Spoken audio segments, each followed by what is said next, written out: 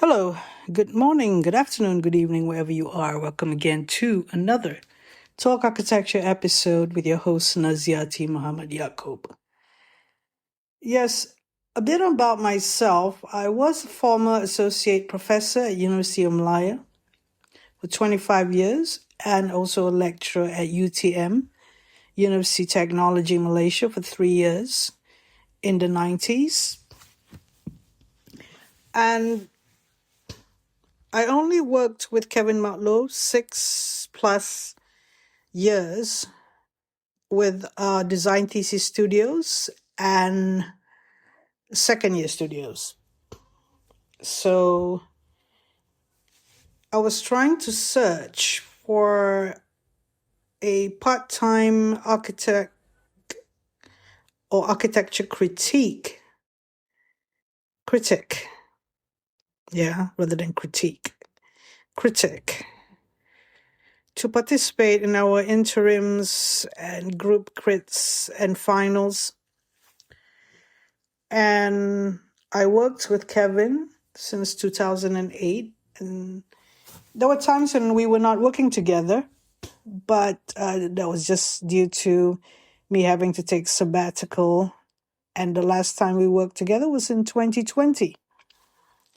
It was August 2020. We worked formally. We've been in touch since. And I progress on Talk Architecture podcast. And now I'm going to write a book on my interviews with Kevin Matlow. So who am I? Probably is something that perhaps I would like to explain in this episode, but I will actually frame it to compare Kevin Matlow and my views on education, because ultimately it's about education. And Kevin Matlow uses his practice and what he learned from practice to teach. So ultimately, it's to do with education. Now, Kevin Matlow and Naziaty Mohd Yaacob both offer sharp, reflective critiques of architectural education in Malaysia. They converge on many systemic issues, such as the overemphasis on superficial skills, lack of critical inquiry, and disconnection from real-world needs, while diverging in focus, tone, and priorities. Naziaty often platforms Low's vision, such as the multi-part episode on a balanced education model. That was the most recent interview series that I have with Kevin. And then after that, the first principles design, and also the critiques of formalism. So apart from them, I also bring my own lens shaped by universal design, accessibility, embodied cognition, and long-term academic experience. So there are similarities that we both have. This is quotes from the reviews based on the internet, actually. So what are the let's deep dive into this. The shared views on architectural education that we both have. We both diagnose Malaysian architecture education as deeply flawed, producing graduates who are technically competent, but philosophically and ethically underprepared. Well, yes, many of them are technically competent, and it reflects, like it says, systemic problems or issues. We'll go into that. So the systemic failures and dumbing down. So Kevin Matlow calls it indoctrination where schools adopt uncritical first world precedents, prioritize branding / personal style over inquiry, and neglect failures as learning opportunities. While I echo this in episodes like the dumbing down of architecture education, one of my episodes, parts 1 and 2, and educated but unprepared, who's really at fault, another episode, highlighting how the burden of real education has shifted from academia to practice, and that was reflected as well with another critique, which is session design. So, which leaves graduates directionless. We have another protagonist here I've mentioned. Anyway, I trace this back to even my own era in 1980s, where there's lack of the philosophical or theoretical part of understanding architecture.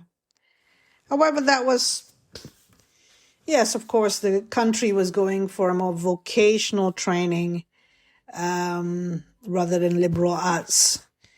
And we have been doing the same thing. And we haven't really reviewed much since. So there is ongoing issues like lost direction in Malaysian schools. On critique of formalism and form-first approaches, Kevin Matlow rejects starting from form, identity or styling, advocating relationships, context primacy, and details as resolvers. And this is quoted from the internet, by the way. So you could argue, Kevin could argue this, but this is kind of like the constant thing or the patterns that Kevin has been saying in the many videos and interviews on the internet. So myself, I directly engages this in my formalism and non-formalistic approaches in architecture series, parts 1 and 2, questioning formalism's relevance today and proposing alternatives like phenomenology and Dutch structuralism for more functional and inclusive design. This is me talking from my perspective, teaching design theory and history of Western architecture. So I critique how teaching and form making generate aesthetics from schematics without deeper criticality, and this is aligning closely with Kevin Matlow's anti-stylistic stance. I mean, what do I have? I don't have Kevin Matlow's experience in architecture practice, but made him confident to go into teaching and approaching it that way. I won't even compare myself with him in architecture practice, of course not. But what I have is experience of working with other people in architecture education and wanting to better myself. So I identified it through teaching mostly, although I do practice on a specialist level with being a consultant on universal design and accessibility. So next is the need for critical inquiry and balanced models. Kevin Matlow pushes radical questioning or critical questioning or critical approach in architecture or criticism. And first principles thinking, decomposing to basics like thermal comfort, rain management, local materials, and diversified / liberal arts like education.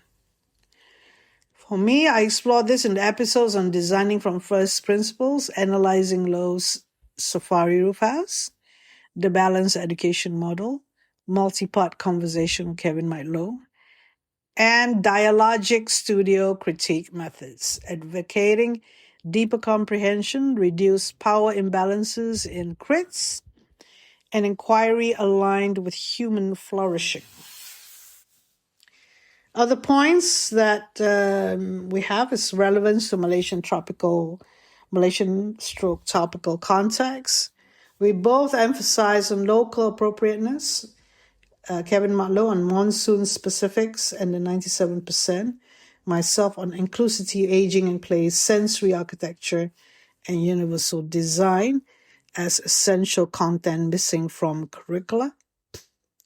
Shift towards practice, real-world gaps.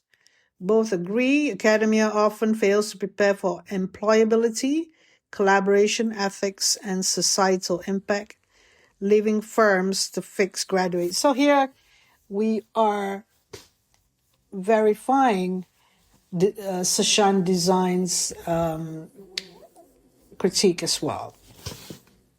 So as a summary, in summary, the primary lens that we look into education, Kevin would be more philosophical, ethical, with critical and radical questioning, anti-stylistic humility, context, relationships over form, imperfection, and aging as beauty. And for myself, inclusive, human-centered, universal design, accessibility, embodied cognition, empathy and equity, sensory experience, critiques, undervaluation of architects. The tone and the role that we have, Kevin will have a provocative outsider-insider critique, disdain for promotion, teaching as primary impact, more lectures than building. So for me, a reflective, I'm educated podcaster with that 28 plus years in academia and practice. I host intimate, long formal discussion, example, the platforms with Kevin Matlow extensively. Specific focus areas. So Kevin Matlow focus on tropical monsoon tectonics, details as key, first principles decomposition, critique of branding, and critique on false confidence. So for me, dialogic crit matters the way forward, reforming with embodied cognition, inclusivity, aging, disability in curricula, architect as leader, and human impact. The approach to reform, Kevin's has systemic takedowns and balanced inquiry model, emphasizes physics, biology principles for content. As for me, practical proposals, for example, dialogic studios for equity and inquiry, integrates universal design as core, writing book, and diversified architecture, education. For public output, Kevin has a lot of interviews done on him. You can watch a lot. There's so much out there. Lectures, writings, small projects, for example, and people writing about him, future art, and as a podcast guest. For me, I've been the host, and through Talk Architecture since 2020, I managed to give my expressions about education, and it's a form of a profession.